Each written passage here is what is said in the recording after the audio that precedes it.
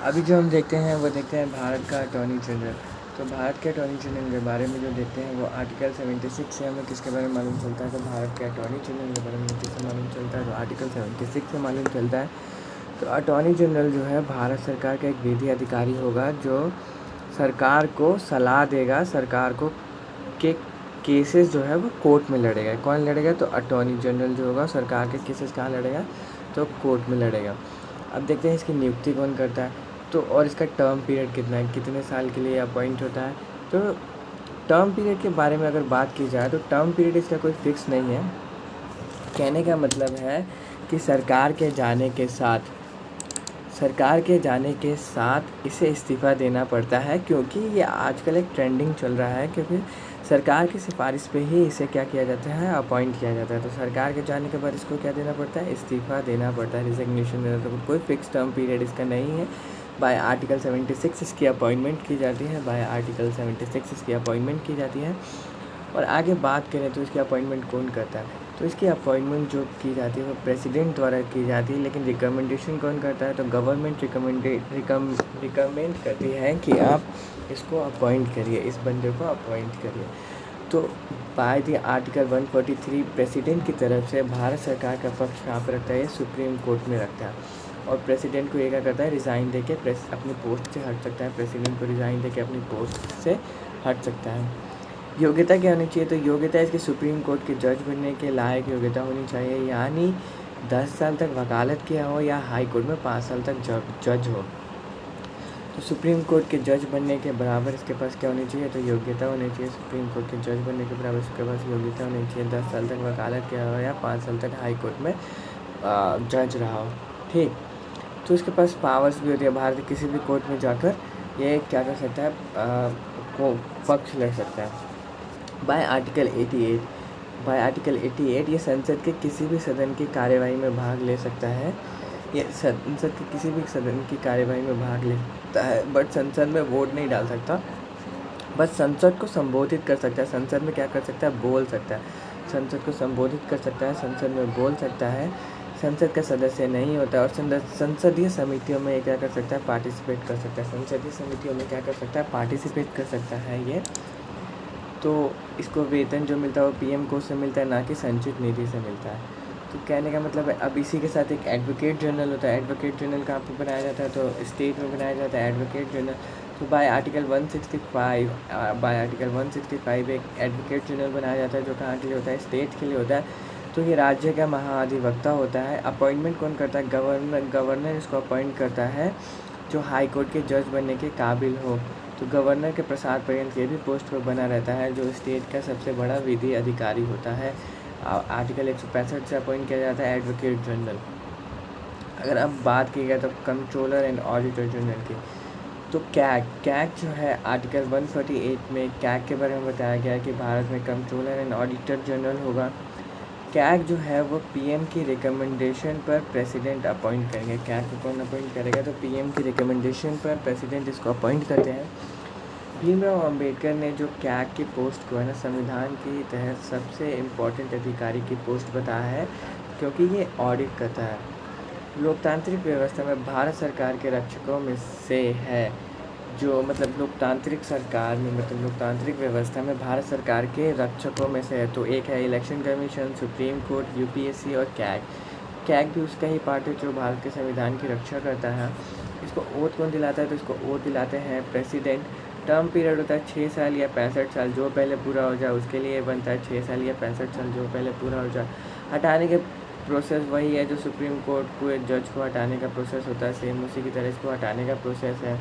ठीक है, मतलब किसी भी सदन में इम्पीचमेंट जैसा प्रोसेस लाया जाएगा और प्रेसिडेंट को रिज़ाइन देके तो ये डायरेक्टली हट ही सकता है। ये रिटायरमेंट के बाद किसी भी सरकारी पद पर नहीं रह सकता। कैग पब्लिक मनी का संरक्षक होता है। कैग को हम क्या बोलते हैं, पब्लिक मनी का संरक्षण होता है। ये किसी भी कंपनी को ऑडिट कर सकता है, किसी भी सरकारी कंपनी के लेखा जोखा को ऑडिट कर सकता है।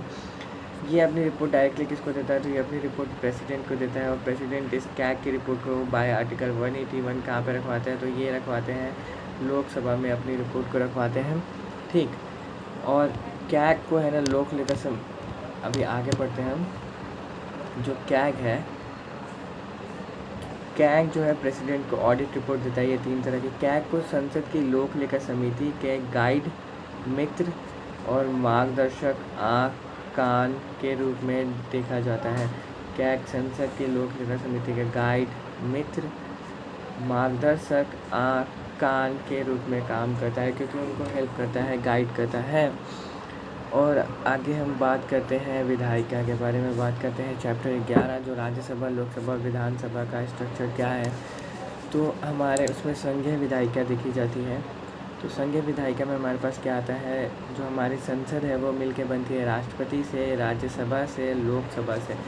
तो राज्यसभा में 250 मेंबर होते हैं, मैक्सिमम हो सकती है 250 मैक्सिमम मेंबर हो सकते हैं, जिसमें 233 इलेक्टेड होते हैं, 12 नॉमिनेटेड होते हैं। और राज्यसभा बनती है आर्टिकल 80 से।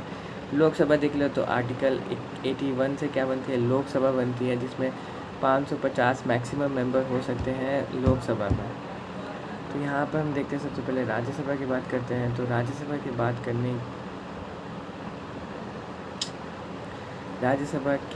करते हैं तो राज्यसभा की बात यहाँ पे की जाती है।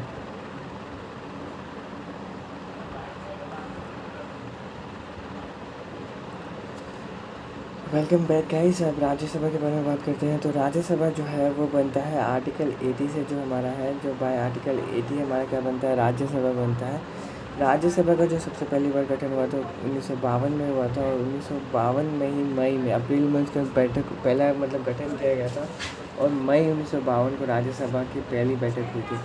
संसद भवन का डिज़ाइन किसने किया है, तो एडविन लुटियंस ने करा है, इसका डिज़ाइन किया है, इसीलिए दिल्ली को लुटियंस की दिल्ली भी कहा जाता है। तो राज्यसभा की संरचना देखी जाए तो बाय आर्टिकल राज्यसभा फाउंड होता है, बाय आर्टिकल 80 राज्यसभा फाउंड होता है। और राज्यसभा में मैक्सिमम 250 मेंबर हो सकते हैं, जिसमें अभी राज्यसभा में 245 मेंबर है, जिसमें से 233 इलेक्टेड होते हैं और 12 जो नॉमिनेटेड होते हैं, जिसको प्रेसिडेंट नॉमिनेट करता है। दिल्ली और पुडुचेरी से जो आते हैं, दिल्ली से आते हैं 3 और पुडुचेरी से आते हैं 1 मेंबर। पुडुचेरी से आता है 1, दिल्ली से आते हैं 3 राज्यसभा के लिए मेंबर आते हैं। ठीक है, अब ये देखते हैं राज्यसभा जो है ये क्या होता है, स्थायी सदन होता है जो कभी डिसॉल्व नहीं होता है। इसे उच्च सदन बोला जाता है, बूढ़े व्यक्तियों का सदन, विशेष सदन या पढ़े लिखों का सदन बोला जाता है राज्यसभा को। राज्यसभा मेंबर बनने के लिए एलिजिबिलिटी क्या होनी चाहिए, तो 30 साल कंप्लीट कर चुका हो, इंडियन सिटीजन हो, भारत में पैदा होने जरूरी नहीं है, लाभ का पद पे ना हो, कहने का मतलब कोई सरकारी जॉब में ना हो। और अब देखते हैं हम, जो प्रेसिडेंट बनने के लिए हमको 35 साल की एज चाहिए, राज्यसभा के मेंबर बनने के लिए 30 साल की एज चाहिए, लोकसभा के मेंबर बनने के लिए 25 साल की एज चाहिए। ये हमारी क्या है, एलिजिबिलिटी क्राइटेरिया है। आगे चलते हैं और इस पर ही हम कुछ बात करते हैं कि इनका जो इलेक्शन होता है वो इनडायरेक्ट वे में होता है। पहले क्या होता है, हम राज्यों के एमएलए को चुनते हैं, और एमएलए क्या करते हैं, उसको अपना वोट डालकर राज्यसभा के मेंबर्स को चुनते हैं। तो यूनियन टेरिटरी से 3, जैसे दिल्ली से 3 और पुडुचेरी से 1 आते हैं। अभी जम्मू कश्मीर से भी बात हुई थी, तो आगे चल के देखें जम्मू कश्मीर से कितने होते हैं। तो 12 सदस्यों को प्रेसिडेंट क्या करता है, इलेक्ट करता है। 12 सदस्यों को प्रेसिडेंट क्या करते हैं, इलेक्ट करते हैं। और सीट का डिस्ट्रीब्यूशन, जो राज्यसभा में जो सीट का डिस्ट्रीब्यूशन है ना, जो अभी 245 या मैक्सिमम 250 सीट, तो इसका जो डिस्ट्रीब्यूशन हुआ है वो 1971 की जनसंख्या के आधार पर किया गया है। अभी 2026 में अभी सीट्स रिवाइज़ की जाएंगी, जिसका बेस होगा 2021 की जनगणना। तो 1971 की जनगणना के हिसाब से क्या किया गया, सीटों का डिस्ट्रीब्यूशन किया गया है। अब देखते हैं इनका टर्म पीरियड कितना होता है। तो टर्म पीरियड जो इनका होता है वो होता है 6 साल का, और बट हर 2 साल में 1/3 मेंबर जो होते हैं इसके रिटायर होते हैं हर 2 साल में। तो इलेक्शन होता है हर 2 साल में। ठीक है, अब देखते हैं इसके सभापति के बारे में जो है, इसके आर्टिकल 89 में बताया गया है कि सभापति कौन होगा। तो इसका सभापति वाइस प्रेसिडेंट होता है। सभापति राज्यसभा का सदस्य नहीं होता, बट उसके लिए इम्पीचमेंट अगर आएगा तो इम्पीचमेंट इसी में आएगा, वो वोट नहीं डाल सकता। बट अगर 50-50 का कोई सिनेरियो हो जाए तो वहाँ पे इसको वोट डालना ही पड़ेगा किसी बिल पे।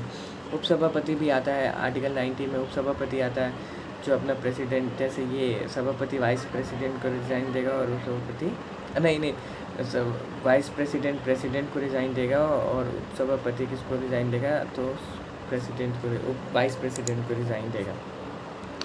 तो ये बात होती है।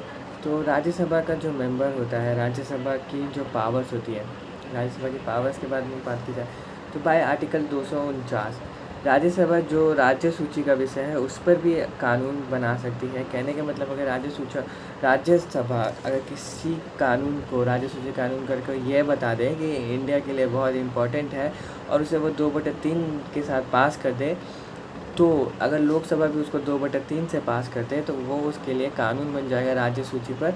बट ऐसे कानून परमानेंट नहीं होते, इनको बस 1 ईयर के लिए वैलिडेट रहता है। 1 ईयर के लिए ये क्या होता है, वैलिडेट रहता है।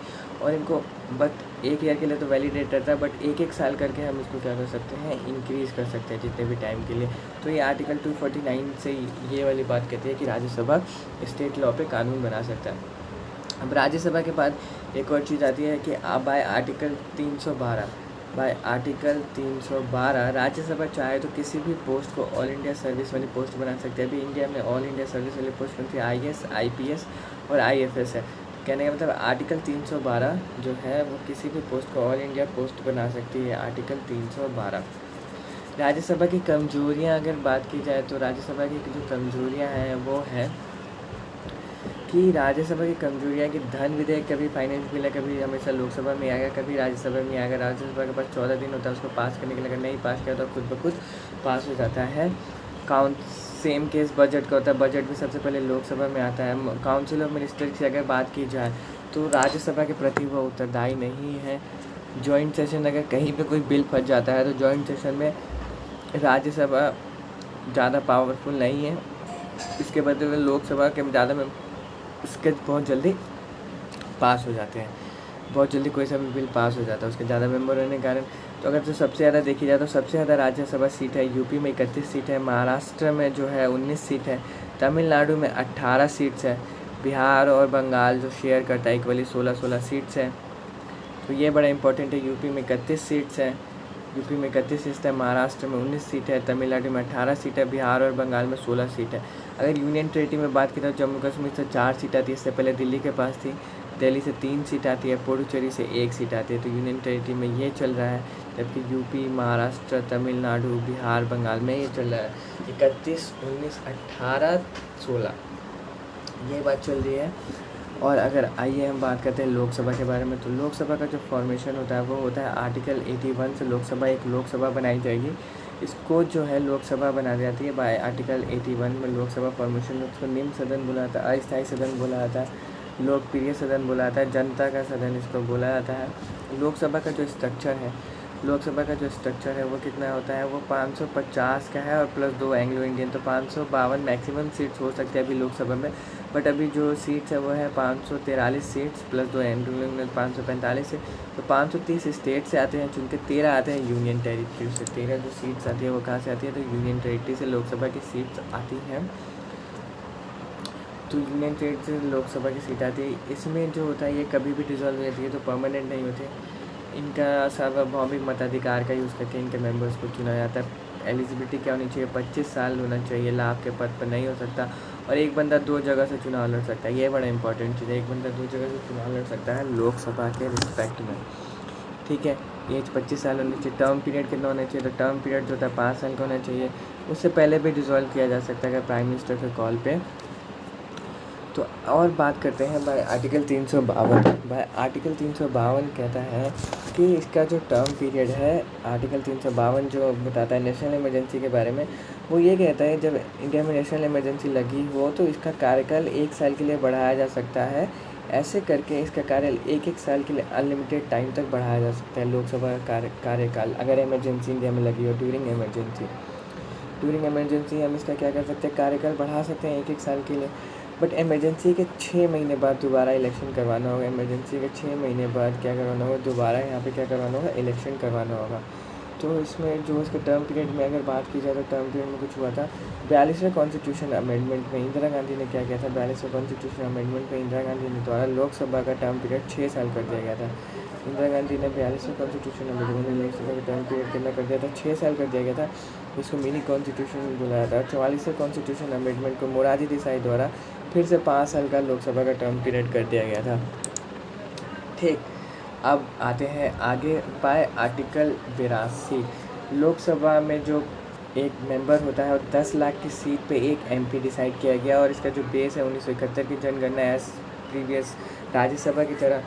बट अभी जो 84वां अमेंडमेंट हुआ था 2002 में, उसमें ये बताया गया है, 84वां अमेंडमेंट 2002 में हुआ था, उसमें ये बताया गया है कि 2026 में दोबारा से सीट रिवाइज़ होंगी और उसका बेस होगा सेंसस 2021। ये जो आया है वो कुलदीप सिंह कमेटी के रिकमेंडेशन पे आया है, जिसको परिसीमन आयोग भी बताया गया था, उसके भी रिकमेंडेशन पे आता है। तो अगर लोकसभा के फैक्ट के बारे में बात करें तो बाय आर्टिकल 118 जॉइंट सेशन जो लोकसभा राज्यसभा का बुलाया जाता है, उसकी अध्यक्षता लोकसभा का स्पीकर करता है।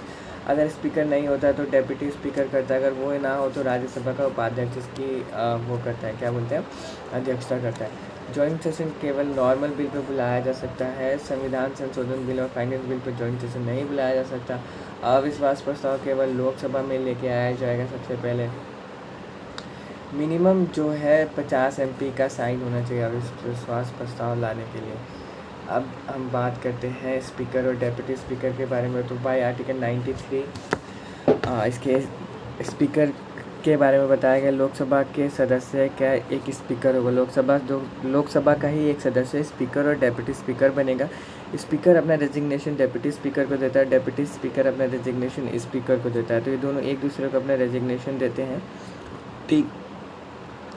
तो जो लोकसभा का स्पीकर होता है और डेप्यूटी स्पीकर होता है, ये लोकसभा के स्पीकर के रूप में शपथ नहीं लेते, एज ए मेंबर शपथ लेते हैं। लोकसभा के एज MP शपथ लेते हैं। और इनको कौन शपथ दिलाता है? इनको प्रोटेम स्पीकर क्या करता है, इनको शपथ दिलाता है, ठीक। तो इनको जो अगर स्पीकर को हटाना है तो इसको 14 दिन पहले नोटिस देकर सारे MP के साइन से इनको हटाया जा सकता है।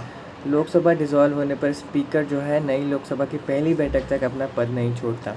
जब तक नया प्रोटेम स्पीकर नहीं आता, पहली बैठक तक क्या करता है, अपना पद नहीं छोड़ सकता। तो पावर देखते हैं स्पीकर के। बाय आर्टिकल 93 लोकसभा के स्पीकर बनता है। इसकी पावर्स देख लेते हैं। तो पावर्स देख सकते हैं। तो ये क्या हो सकता है, कार्य स्थगन का प्रस्ताव लोकसभा में लेके आ सकता है, ठीक है।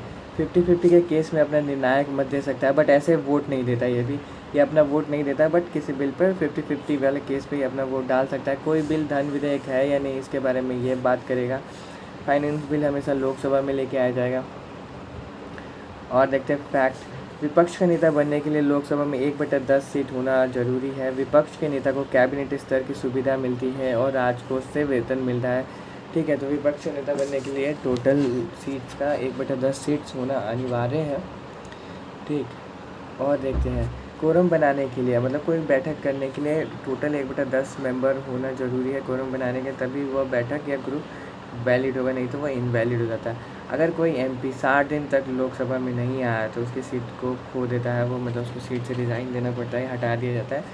ये जो अभी चल रही है हमारी 17वीं लोकसभा है, जिसके अध्यक्ष क्या है, ओम बिरला है। पहली लोकसभा बनाई थी 1952 में, ठीक। जिसके स्पीकर कौन थे, GV मावलंकर। ये बड़ा इंपॉर्टेंट पॉइंट है, ये पूछा जाता है GV मावलंकर कौन से उसके स्पीकर थे। तो पहली लोकसभा के स्पीकर थे GV मावलंकर। तो लोकसभा के जो सत्र चलते हैं, एक होता है बजट सत्र, एक होता है मानसून सत्र, एक शीतकालीन सत्र। बजट सत्र जो होता है वो सबसे बड़ा सत्र होता है। मानसून सत्र सबसे मतलब बीच वाला जुलाई अगस्त में चलता है। भारत की पहली महिला लोकसभा स्पीकर थी मीरा कुमारी। लोकसभा का स्टेट में डिस्ट्रीब्यूशन देखी जाए तो स्टेट में डिस्ट्रीब्यूशन इस प्रकार से है कि सबसे ज़्यादा जो लोकसभा सीटें आती हैं यूपी से 80 सीट्स आती हैं। तो कहते हैं ना दिल्ली का रास्ता कहाँ से जाता है, तो यूपी से जाता है। यूपी से 80 सीट्स आती है, महाराष्ट्र से 48 सीट, पश्चिम बंगाल से 42 सीट, बिहार से 40 सीट्स, तमिलनाडु से 39 सीट। तो यूपी से 80, महाराष्ट्र से 48, पश्चिम बंगाल से 42, बिहार से 40, तमिलनाडु से 39, सिक्किम, नागालैंड और मिजोरम से एक सीट्स आती हैं। सिक्किम, नागालैंड और मिजोरम से एक लोकसभा की सीट आती है। यूनियन टेरिटरी में बात की जाए तो दिल्ली से 7 सीट्स आएगी, जम्मू कश्मीर से 5 सीट आती है, लद्दाख, चंडीगढ़ और पुडुचेरी से एक सीट आती है, ठीक। प्रत्याशी अपनी जमानत राशि खो देता है अगर उसको 1/6 वोट नहीं मिले तो ये बात हो गई यहाँ पे। अब आते हैं हम गवर्नर के बारे में बात करते हैं। तो बड़ा इंपॉर्टेंट पॉइंट है गवर्नर, चैप्टर 12। तो गवर्नर जो है स्टेट का एग्जीक्यूटिव हेड होता है, बट वास्तविक शक्ति CM और उसके मंत्री परिषद में होती है। गवर्नर डायरेक्ट और अपने अधिकारियों द्वारा अपनी पावर्स को यूज़ करता है। तो बाय आर्टिकल 152 ये बताया गया कि पोस्ट ऑफ गवर्नर बताया गया। बाय आर्टिकल 152 गवर्नर के पोस्ट के बारे में बताया गया, एक गवर्नर होगा किसी स्टेट के लिए। और बाय आर्टिकल 153 ये बताया गया post of the governor of the state. तो ये बताया गया कि इस आर्टिकल में बताया कि स्टेट के लिए एक गवर्नर होगा या एक से ज़्यादा स्टेट के लिए भी गवर्नर बनाया जा सकता है, मतलब एक गवर्नर 2 स्टेट का कार्यभार संभाल सकता है। 154 में ये बताया गया कि जो पावर होगा गवर्नर की, जो पावर होगी 154 में ये बताया गया है कि गवर्नर की पावर जो होती है वो क्या है। गवर्नर की पावर, तो गवर्नर की पावर जो वो यूज़ करता है बाय ऑफिसर, ये आगे चल के देखेंगे। तो आर्टिकल 154 अभी याद रखिए, गवर्नर्स की पावर के बारे में बताया गया। अब बात करते हैं हम आर्टिकल 155। तो आर्टिकल 155 जो है गवर्नर की अपॉइंटमेंट कौन करता है। तो आर्टिकल 155 में ये बताता है कि गवर्नर की अपॉइंटमेंट कौन करता है। आर्टिकल 155 बताता है गवर्नर की अपॉइंटमेंट कौन करता है।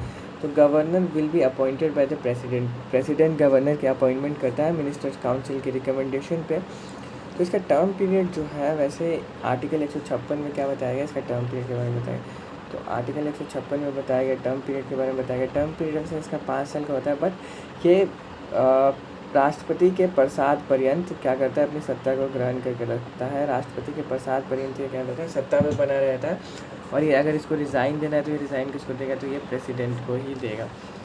ये अगर इसको कुछ रिज़ाइन देना है तो ये प्रेसिडेंट को ही देगा। तो आर्टिकल 156 किसके बारे में बात करता है, तो उसका टर्म पीरियड के बारे में बात करता है।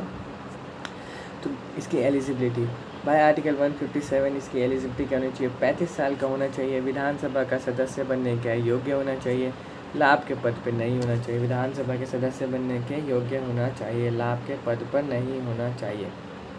ठीक, अब बात करते हैं 158 डिस्क्वालिफिकेशन। तो डिस्क्वालिफिकेशन मतलब गवर्नर को हटाने के लिए कोई कॉन्स्टिट्यूशन में कोई प्रोसीजर नहीं बताया गया। गवर्नर को हटाने के लिए कॉन्स्टिट्यूशन में कोई प्रोसीजर नहीं बताया गया बाय 158 आर्टिकल। और बात करते हैं इसको ओथ कौन दिलाता है। तो ओथ जो दिलाता है इसको हाई कोर्ट के चीफ जस्टिस इसको वो दिलाते हैं, नहीं तो सीनियर मोस्ट जजेस होंगे वो इसको वो दिलाएंगे। बस रिज़ाइन कौन किसको देगा, प्रेसिडेंट को रिज़ाइन देता है ये। ठीक है, गवर्नर की जो एक्स्ट्रा ऑर्डिनरी पावर्स है इसके पास, उसके बाद कह रहे हैं पद की शक्तियों के लेकर ये न्यायालय के प्रति उत्तरदायी नहीं है, न्यायालय को जवाब देने के लिए उत्तरदायी नहीं है। गवर्नर के टर्म पीरियड में उसके ऊपर कोई केस नहीं चलाया जा सकता है या उसके अगेंस्ट गिरफ्तारी वारंट नहीं निकाला जा सकता। बड़ा इंपॉर्टेंट पॉइंट है, गवर्नर के टर्म पीरियड के दौरान उसके अगेंस्ट कोई आपराधिक केस नहीं चलाया जा सकता और उसको गिरफ्तारी वारंट उसके खिलाफ नहीं निकाला जा सकता। अब देखते हैं गवर्नर के पावर बाय आर्टिकल 158। गवर्नर के पास भी कुछ पावर होती हैं जो हमने पीछे बात किया था, आगे पढ़ेंगे। ये अपॉइंटमेंट करता है, ये सीएम और उसके मिनिस्टर्स की अपॉइंटमेंट करता है, चीफ सेक्रेटरी की अपॉइंटमेंट करता है, एडवोकेट जनरल की अपॉइंटमेंट करता है, स्टेट के पीसीएस मेंबर की अपॉइंटमेंट करता है। ठीक है, इनके प्रेसिडेंट की अपॉइंटमेंट तो करता है, बट गवर्नर इनकी अपॉइंटमेंट तो करता है, बट इनको हटाता कौन है, तो प्रेसिडेंट या सुप्रीम कोर्ट के जजेस द्वारा, सुप्रीम कोर्ट द्वारा इसको हटाया जा सकता है। ठीक है, तो ये हो गया। हाई कोर्ट के जजेस की रिकमेंडेशन करता है गवर्नर प्रेसिडेंट को। स्टेट में सारी यूनिवर्सिटी का हेड होता है, बट वाइस चांसलर की अपॉइंटमेंट ये करता है। विधान परिषद में टोटल मेंबर का 1/6 भाग ये क्या करता है, नॉमिनेट करता है। बस जस्ट मिनट।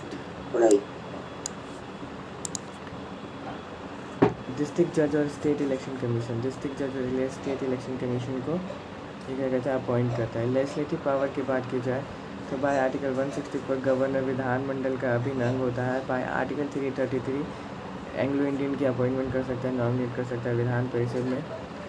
इसके पास भी कुछ पावर्स होती हैं, जैसे आर्टिकल 213 का यूज़ करके ये ऑर्डिनेंस पावर अध्यादेश जारी कर सकता है। बाय आर्टिकल 213 ये क्या कर सकता है, अध्यादेश जारी कर सकता है।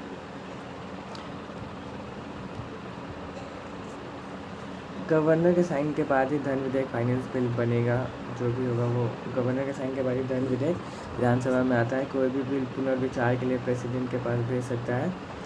ठीक, या कोई भी बिल प्रेसिडेंट को भेज सकता है। इसके पास फाइनेंशियल पावर्स भी होती हैं कुछ, तो फाइनेंशियल बिल और बजट गवर्नर के कंसेंट के बाद ही आते हैं। जुडिशियल पावर में क्या करता है कि 161 आर्टिकल 161 में किसी को भी ये माफ़ी दे सकता है, बट डेथ वारंट में ये माफ़ी नहीं दे सकते। तो 356 में स्टेट इमरजेंसी में वास्तविक हेड बन जाता है। बाय आर्टिकल 161 ये किसी को माफ़ी दे सकता है। इसके पास वीटो पावर नहीं होती, इनडायरेक्ट वे में वीटो पावर यूज़ कर सकते हैं, जैसे गवर्नर के पास बिलिंग को भी फाइल रख सकता है ये। ठीक है, तो ये हमारे उसके बारे में हो गया। अभी बाद में पढ़ेंगे इसके बारे में। Hey guys, let's resume this topic. again, like I heard in this okay,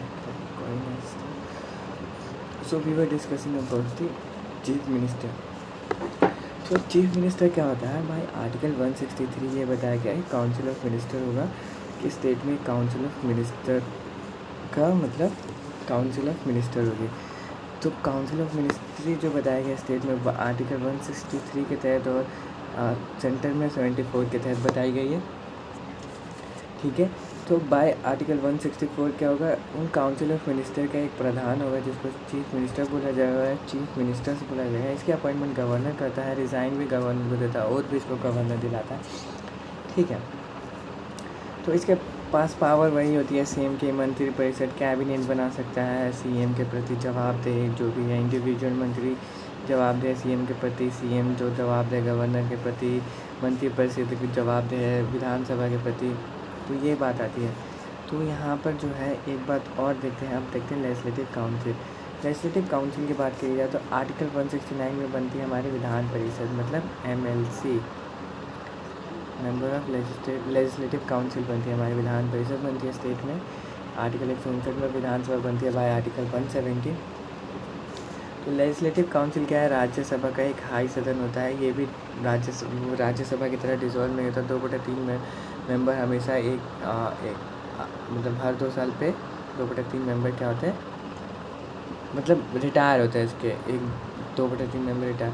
तो इसको बनाने का प्रोसेस क्या है, अब आया आर्टिकल 69 विधान परिषद तो बन सकती है, लेकिन इसको बस बनाने के लिए क्या प्रोसेस होता है कि वहाँ की विधानसभा को 2/3 मेजोरिटी से इसको बिल को पास करने के बाद ये बिल लोकसभा में जाएगा. अगर संसद भी इस बिल को 2/3 से पास कर देती है लोकसभा और राज्यसभा, तो उस स्टेट में क्या बन जाएगा कि लेजिस्लेटिव काउंसिल वहाँ पर बनाई जा सकती है और इसी प्रोसेस से ख़त्म भी की जा सकती है, इसी प्रोसेस से इसको ख़त्म भी कर सकते हैं. ठीक है. Bye article 169. आर्टिकल 170 में इसकी संरचना के बारे में बताया गया.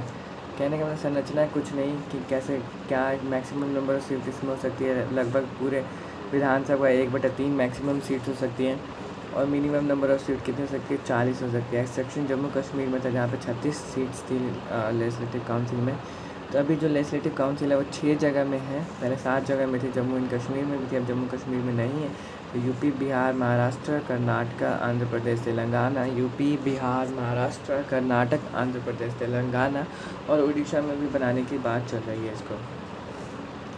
तो ये देखते हैं. टर्म पीरियड 6 साल का होता है. 1/3 मेंबर हमेशा रिटायर होता है, हर 2 साल पे 1/3 मेंबर क्या होता है, रिटायर होते हैं.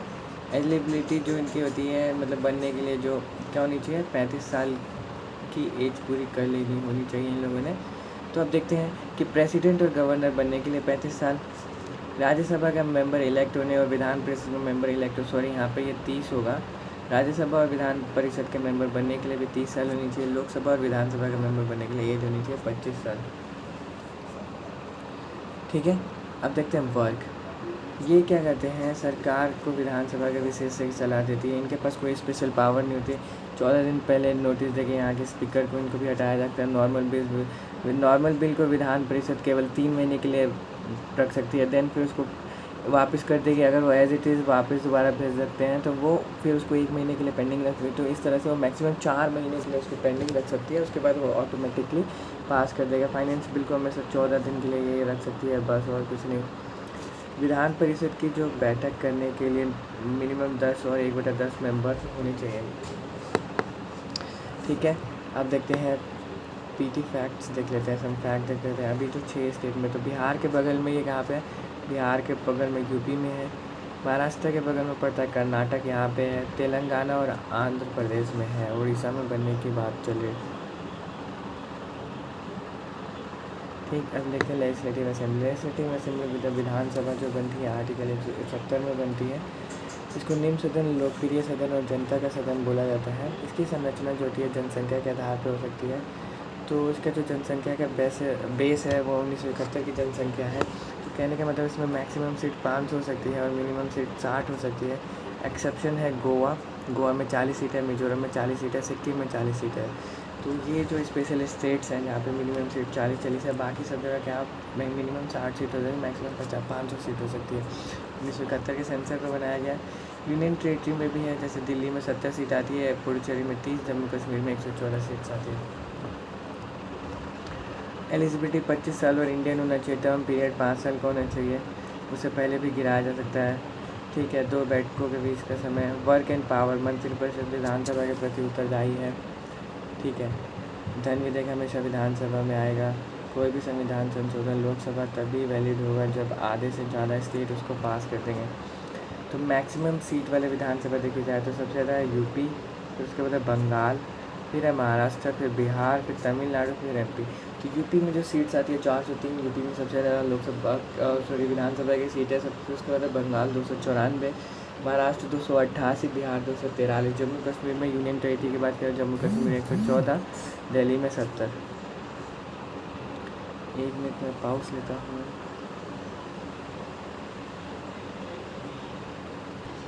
ठीक है गाइस, तो हमने यहाँ पे बात कर ली कि सबसे कम जो सीट्स है वो कहाँ पे है। तो जम्मू कश्मीर यूनियन टेरेटरी की बात कर लिए, सबसे कम जो सीट्स है वो कहाँ है, सिक्किम में 32 सीट्स है। इक्वल विधानसभा सीट जो है जब सबके पास 60, तो सबसे कम सीट विधानसभा की सीट किसके पास है, सिक्किम में 32 सीट है। और इक्वल विधानसभा की सीट सबसे 60 किन के पास है, मणिपुर, मेघालय, त्रिपुरा, अरुणाचल प्रदेश और नागालैंड, इन सबके पास क्या है, 60 विधानसभा की सीटें हैं। तो अब इसके बाद हम बात आते हैं यूनियन टेरेटरी की बात करते हैं। तो यूनियन टेरेटरी की बात जब हम करते हैं तो यूनियन टेरेटरी हमारे पास कौन है, अंडमान निकोबार, चंडीगढ़, दादर और नगर हवेली दोनों को मिला दिया गया, दमन और दीव, दिल्ली, जम्मू कश्मीर, लक्षद्वीप, लद्दाख और पुडुचेरी। 9 यूनियन टेरेटरीज है हमारे पास। तो अंडमान निकोबार, दिल्ली, पुडुचेरी, जम्मू कश्मीर और लद्दाख के प्रशासक को उपराज्यपाल कहा जाता है। अंडमान, दिल्ली, पुडुचेरी, जम्मू कश्मीर, लद्दाख के प्रशासक को उपराज्यपाल कहा जाता है। चंडीगढ़ के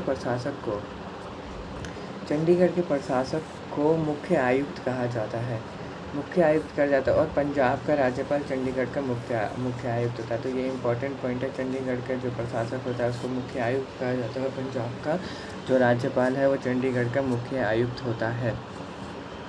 दिल्ली और पुडुचेरी के बारे में बात की जाए तो दिल्ली जो है आर्टिकल 239A स्पेशल एक्ट से दिल्ली का फॉर्मेशन हुआ था, दिल्ली की विधानसभा का फॉर्मेशन हुआ था। तो यहाँ का जो इन दोनों विधानसभा क्षेत्रों में दिल्ली और पुडुचेरी के आर्टिकल 239A से इन दोनों विधानसभा का फॉर्मेशन हुआ था। यहाँ पे जो विधानसभा में सीएम की नियुक्ति कौन करता है, तो इसकी नियुक्ति करता है प्रेसिडेंट। ओथ दिलवाता है इनको, ओथ दिलवाता है हमारा जो यूटी में जो ओथ दिलाता है वो दिलवाता है लेफ्टिनेंट गवर्नर। और ये रेजिग्नेशन किसको देते हैं, तो रेजिग्नेशन ये प्रेसिडेंट को देते हैं। तो मंत्रिपरिषद का गठन सीएम की सलाह पर प्रेसिडेंट करता है। ओथ सीएम, ओथ उपराज्यपाल दिलाता है सीएम को। और रेजिग्नेशन ये किसको देते हैं, तो रेजिग्नेशन ये किसको देते हैं, तो प्रेसिडेंट को देते हैं। अब आते हैं सुप्रीम कोर्ट की बात करते हैं। तो जो सुप्रीम कोर्ट है by government of India act 1935, supreme court जो आता है हमारे पार्ट 5 में आता है, आर्टिकल 124 से 147 तक हमारा सुप्रीम कोर्ट है। तो गवर्नमेंट ऑफ इंडिया एक्ट 1935 से संघीय न्यायालय बना था, वहीं से सुप्रीम कोर्ट बना। पहले संघीय न्यायालय बना और वहीं से क्या बना, सुप्रीम कोर्ट बना। तो जो सुप्रीम कोर्ट है उसका फॉर्मेशन होता है, सुप्रीम कोर्ट जो है उसका फॉर्मेशन होता है बाय आर्टिकल 124। सुप्रीम कोर्ट का फॉर्मेशन होता है पार्ट 5 में बताया गया है। सुप्रीम कोर्ट की फाउंडेशन आर्टिकल 124 से होती है। शुरू में सुप्रीम कोर्ट में एक चीफ जस्टिस था और 7 जजेस से 8। अभी सुप्रीम कोर्ट में एक CJI है और 33 जजेस है, कुल मिलाकर 34 जजेस। 2019 में अमेंडमेंट करके इनके जजेस को बढ़ाया गया।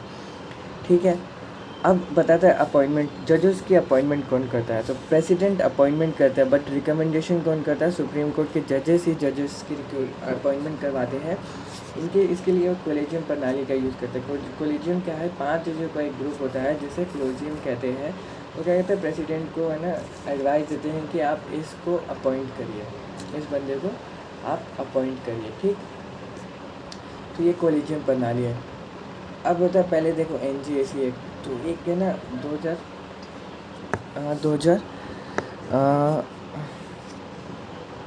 सुप्रीम कोर्ट ने, मोदी गवर्नमेंट ने क्या किया था, एक NGAC एक्ट लेके आए थे, नेशनल जजेस अपॉइंटमेंट कमेटी लेके आए थे, जिसमें 6 मेंबर होते थे, कानून मंत्री, जजेस वजीर होते थे। तो इसको सुप्रीम कोर्ट ने असंवैधानिक बॉडी करार दिया। तो ये जुडिशियल रिव्यू, सुप्रीम कोर्ट की जुडिशियल रिव्यू का भी पार्ट है।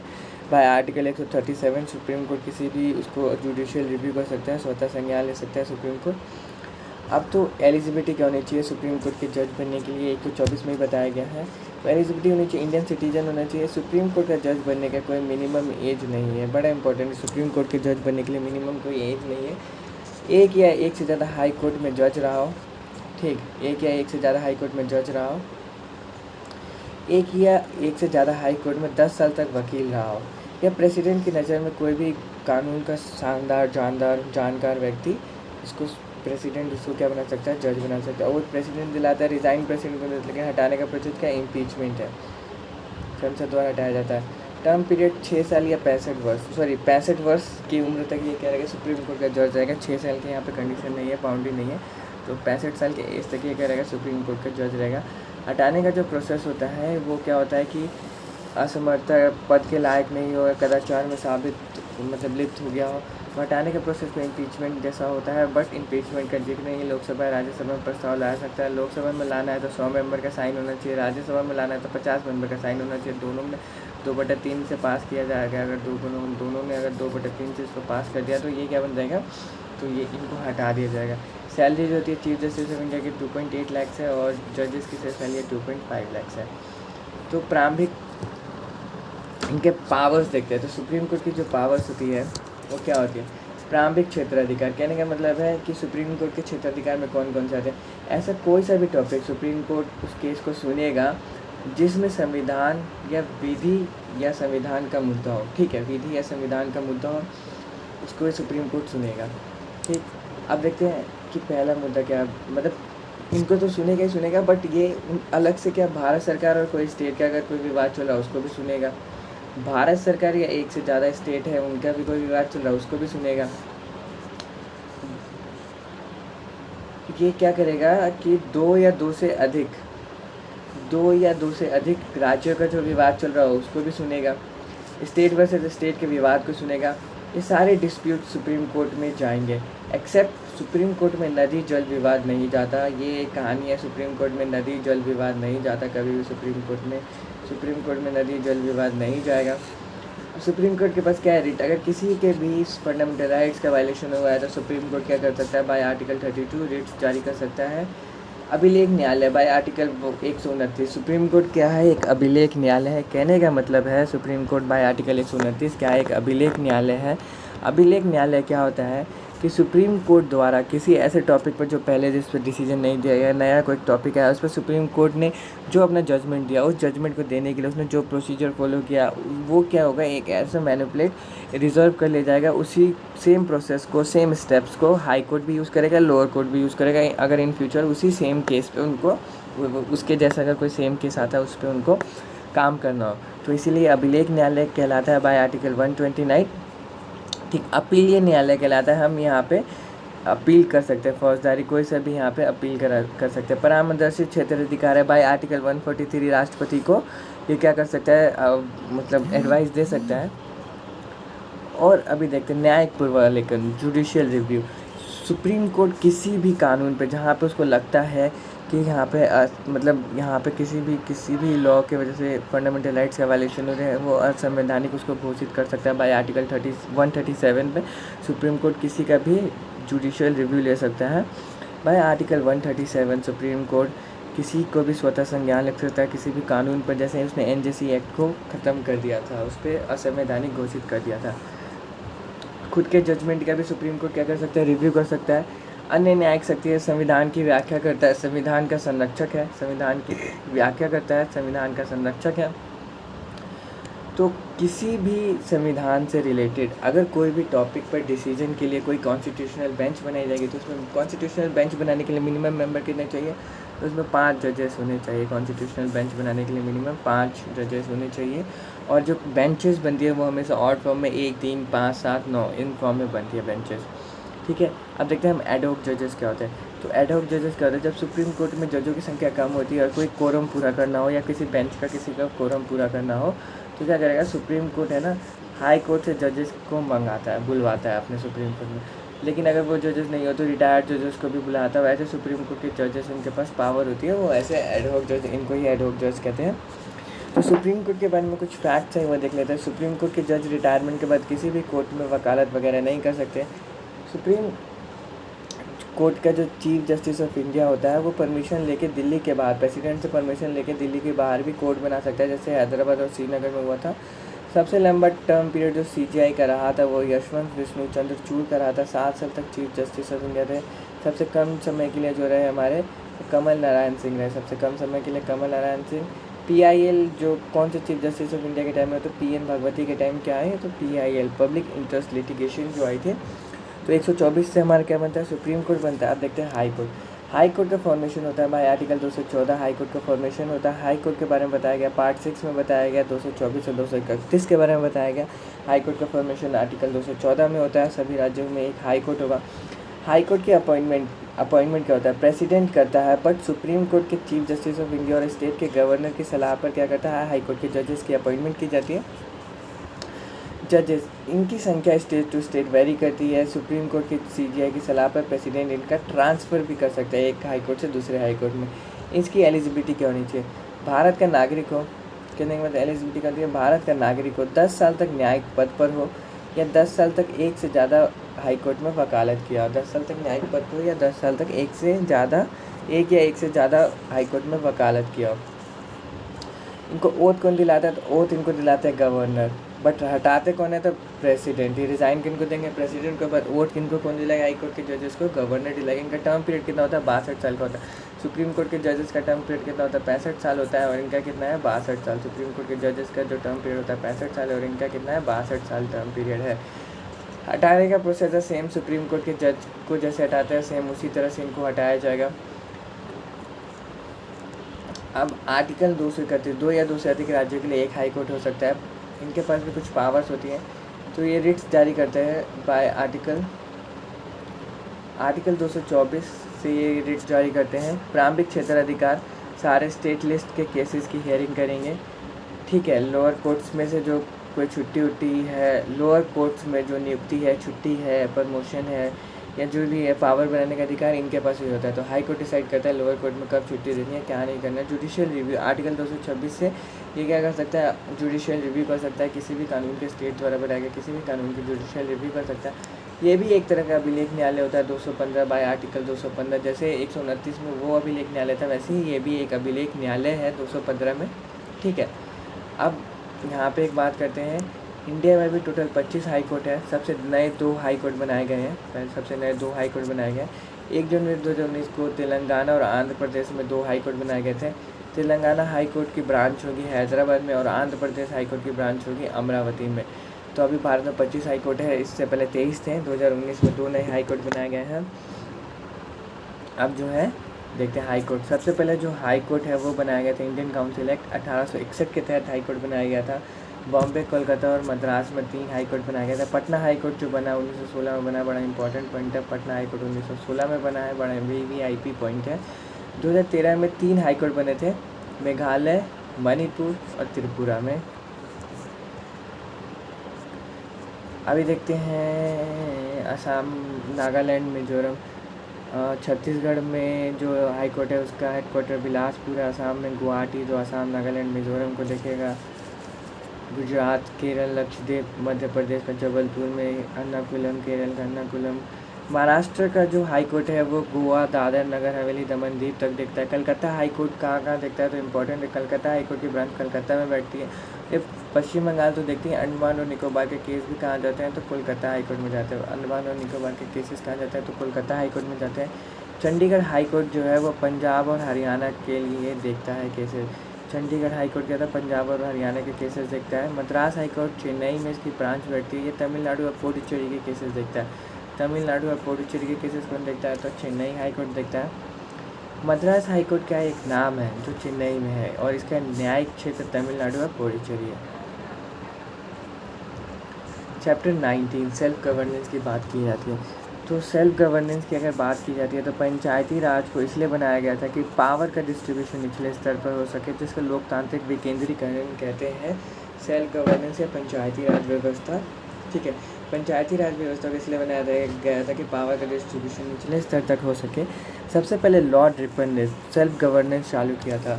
तो सेल्फ गवर्नेंस किसने चालू किया था, जिसको क्या कहते हैं, सेल्फ गवर्नेंस को हम कह सकते हैं स्वशासन। स्वशासन किसने कहा चालू किया था? तो ये लॉर्ड रिपन ने 1882 में चालू किया था। बड़ा इंपॉर्टेंट पॉइंट है, लॉर्ड रिपन ने 1882 में स्वशासन चालू किया था। सबसे पहले जो पंचायती राज जो बनाया गया था ना, वो राजस्थान के नागौर जिले में बनाया गया था। दूसरा जो बनाया गया था वो आंध्र प्रदेश में बनाया गया था जवाहरलाल नेहरू द्वारा। तो पहला जो बनाया गया था राजस्थान में, दूसरा बनाया गया था कहाँ पे? तो आंध्र प्रदेश में बनाया गया था। ठीक है, तो पंचायती राज व्यवस्था में सुधार के लिए बनी कमेटी आई थी। पंचायती राज व्यवस्था में सुधार के लिए कमेटीज आई थी। सबसे पहले जो कमेटी आई थी वो आती है बलवंत राय मेहता कमेटी आती है 1957 में।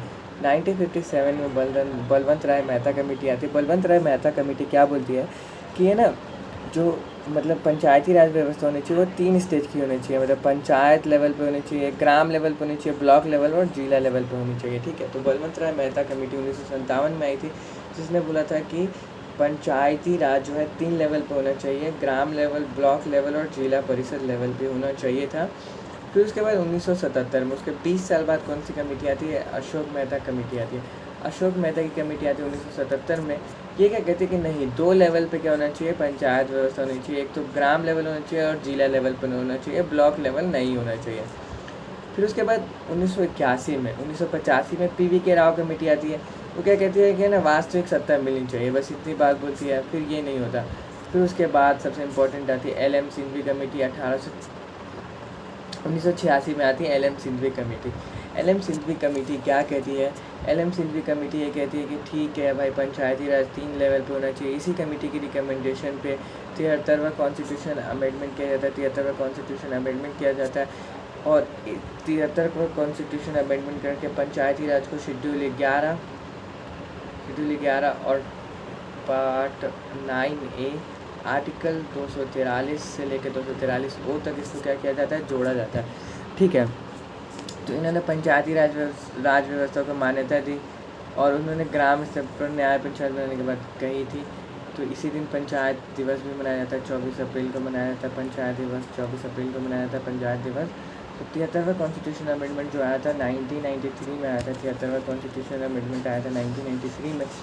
इसमें क्या बात की गई थी कि पंचायती राज व्यवस्था जो बनाई जाएगी उसको 24 अप्रैल को पंचायत राज दिवस मनाया जाता है। इसको जो 73वें अमेंडमेंट के द्वारा पार्ट 9 शेड्यूल 11 आर्टिकल 243 से लेकर 243O मतलब 16 आर्टिकल जो है उसमें इसको क्या किया गया था? जोड़ा गया था। तो इसमें बताया गया था कि पंचायत के स्टेज 3 लेवल के स्टेज पे पंचायत बनाई जाएगी। ठीक है, और 2 लेवल पे भी पंचायत बनाई जाएगी, जहाँ पर ग्राम मतलब जहाँ पे 20 लाख से कम की जनसंख्या वहाँ पे 2 लेवल का क्या बनाया जाएगा? पंचायत बनाया जाएगा। अभी यहाँ पे देखते हैं पंचायती राज कैसा होता है। तो ग्राम लेवल पे होता है मुखिया जो प्रत्यक्ष रूप से चुना जाता है। पंचायत समिति होती है। ब्लॉक लेवल पे क्या होता है? पंचायत समिति होती है जिसका हेड होता है प्रमुख जो अप्रत्यक्ष रूप से चुना जाता है। जिला परिषद पे क्या होता है? अध्यक्ष। ये भी क्या किया जाता है? डायरेक्टली चुना जाता है। तो ग्राम पंचायत पे होता है मुखिया, प्रमुख जी, अध्यक्ष, ये होते हैं। अब देखते हैं फीमेल को रिजर्वेशन। तो फीमेल को रिजर्वेशन देने की बात कही गई है। फीमेल को हम मिनिमम 1/3 का रिजर्वेशन दे सकते हैं और मैक्सिमम चाहे जितना भी दे सकते हैं।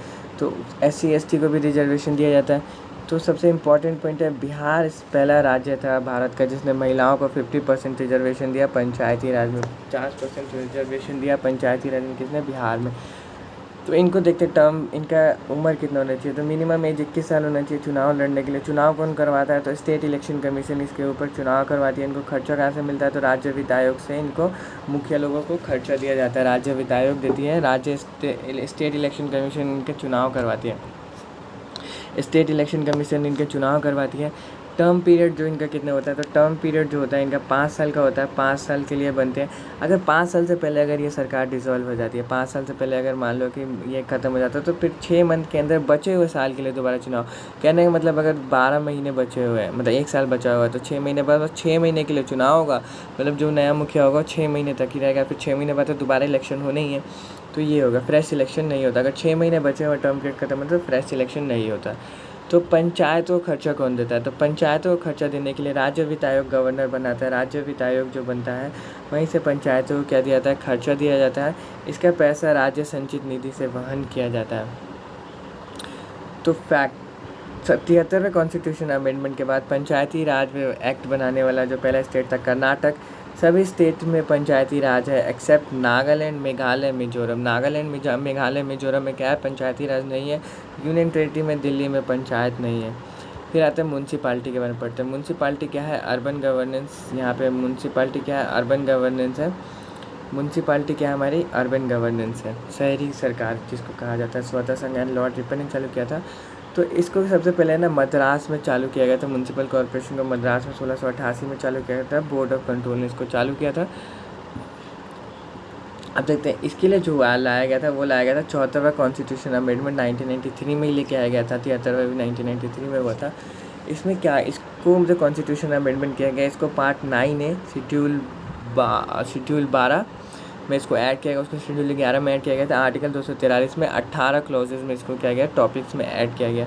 तो सेम वही है, म्यूनसिपल कॉर्पोरेशन बनाया जाएगा। म्यूनसिपल कॉर्पोरेशन बनाएगा तो मिनिमम कितनी एज होनी चाहिए, तो एज होनी चाहिए 21 साल होनी चाहिए इलेक्शन लड़ने के लिए। 5 साल के लिए इलेक्शन होता है।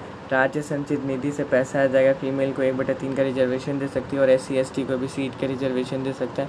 तो ये जो है ना 3 स्तरीय है। म्यूनसिपाल्टी भी क्या है, 3 स्तरीय बनाई जाती है। नगर पंचायत, नगर परिषद, नगर निगम। नगर पंचायत को हम बोलते हैं म्यूनसिपाल्टी। जो गांव से शहर बना जो एरिया, उसको कहा जाता है म्यूनसिपाल्टी। वहाँ पे चलेगी नगर पंचायत। नगर परिषद तो म्यूनसिपल काउंसिल। म्यूनसिपल काउंसिल जो छोटे नगर क्षेत्र होते हैं, जैसे साहिबगंज, वहाँ पे म्यूनसिपल काउंसिल चल रही है। नगर निगम जो बड़े महानगर होते हैं उनके लिए, लाइक दिल्ली, बॉम्बे, यहाँ पे म्यूनसिपल कॉर्पोरेशन चलाया जाता है। तो अब म्यूनसिपल कॉर्पोरेशन के बाद आगे अब आते हैं हम बिल्स के बारे में। तो बिल के बारे में कुछ देख लेते हैं। यहाँ पे चैप्टर 12 बिल। तो मनी बिल के पहले बाद में बात करते हैं धन विधेयक। धन विधेयक जो लाया जाता है आर्टिकल 110 में लेके आया जाता है। धन विधेयक मनी बिल लेके आया जाता है। तो मनी बिल क्या होता है, देखो, संचित निधि में क्या, संचित निधि या कंटीजेंसी फंड, आकस्मिक निधि में कोई पैसा जमा करना है, निकालना है, या किसी को सैलरी देना है, खर्चा करना है, उसमें जो भी उसके खर्चों में जो भी हिसाब किताब करने के लिए जो बिल लाया जाता है उसको मनी बिल कहते हैं। सरकार द्वारा कोई नया टैक्स लगाना है, नया टैक्स इम्प्लीमेंट करना है, पुराने टैक्स में चेंजेस करने हैं, या कोई टैक्स हटाना है, उसके लिए भी जो लाया गया बिल है उसको भी क्या, मनी बिल कहते हैं। सरकार द्वारा खर्चा करना है, खर्चा करने के लिए बनाया गया बिल भी क्या होता है, मनी बिल होता है। किसी चीज़ पे खर्च करना है उसके लिए तो बनाया गया बिल क्या होता है, मनी बिल होता है। ठीक, भारत सरकार अगर किसी से लोन ले रही है, किसी से उधार ले रही है, तो उसके लिए भी लाया गया बिल क्या होता है, मनी बिल होता है। ठीक है, तो लोकसभा के अध्यक्ष ही डिसाइड करते हैं कि कौन सा बिल मनी बिल है या नहीं है। लोकसभा के अध्यक्ष ही डिसाइड करते हैं कौन सा बिल मनी बिल है या नहीं। मनी बिल प्रेसिडेंट की सहमति के बाद ही लोकसभा में सबसे पहले पेश किया जा सकता है। राज्यसभा मनी बिल को केवल 14 दिन तक पेंडिंग रख सकती है, नहीं तो उसके बाद वो खुद ब खुद पास हो जाएगा। ये कर सकती है बस राज्यसभा। और देखते हैं फाइनेंस बिल। तो देख, सभी बिल जिनका रिलेशन खर्चा पैसा मनी से जुड़ा हुआ फाइनेंस बिल है। तो सारे मनी बिल जो है वो फाइनेंस बिल होंगे। सारे मनी बिल जो है वो फाइनेंस बिल होंगे, बट सारे फाइनेंस बिल मनी बिल नहीं होंगे। कहने का मतलब है सारे मनी बिल क्या होंगे, फाइनेंस बिल होंगे, बट सारे फाइनेंस बिल मनी बिल नहीं होंगे। सारे फाइनेंस बिल मनी बिल नहीं होंगे। फाइनेंस बिल पे क्या होता है कि फाइनेंस बिल नॉर्मल बिल की तरह, फाइनेंस बिल लोकसभा में लाया जाएगा, फाइनेंस बिल को लोकसभा में लाया जाएगा। राज्यसभा के पास फाइनेंस बिल को लेके कोई नॉर्मल बिल की तरह ही पावर होती है, चाहे तो रिटर्न कर दे या लंबित कर दे या पास कर। प्रेसिडेंट जॉइंट सेशन बुला सकता है फाइनेंस बिल के लिए, प्रेसिडेंट जॉइंट सेशन बुला सकता है। ठीक है, बजट फाइनेंस बिल है कि मनी बिल है। तो बजट को हम टेक्निकली फाइनेंस बिल बोलते हैं, क्योंकि वो एक तरह का मनी बिल है, खर्चों के लिए लेके आया गया। लेकिन सारे मनी बिल फाइनेंस बिल होता है, तो टेक्निकली हम इसको फाइनेंस बिल बोलते हैं, बट है वो मनी बिल, टेक्निकली हम इसको फाइनेंस बिल बोलते हैं। अब देखते हैं कोई बिल क्या होता है।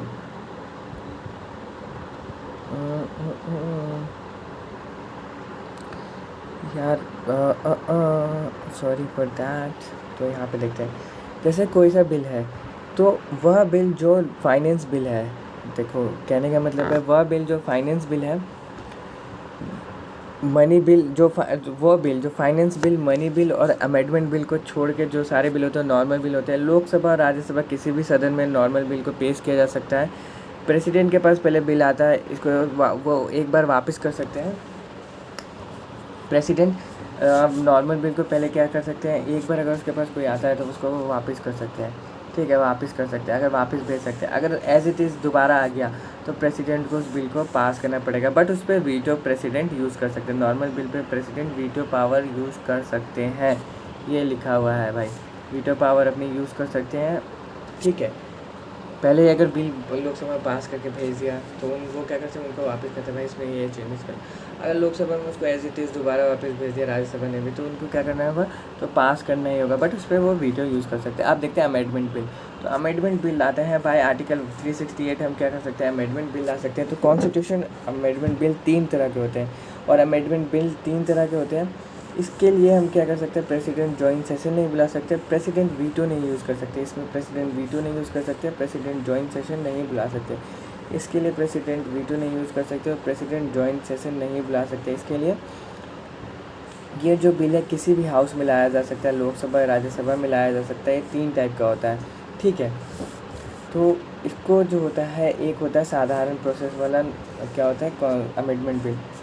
तो कहने का मतलब है किसी नए राज्य का निर्माण करना, राज्यों की बाउंड्री में चेंज करना, उनके नाम में बदलना, उनकी नागरिकता संबंधी बिल। तो ये सारे नागरिकता संबंधी सिटीजनशिप एक्ट बिल, ये क्या होता है, नॉर्मल तरीके से पास कराया जाते हैं। इनको नॉर्मल मेजोरिटी 2/3 से इसको पास कर सकते हैं हम, ठीक है।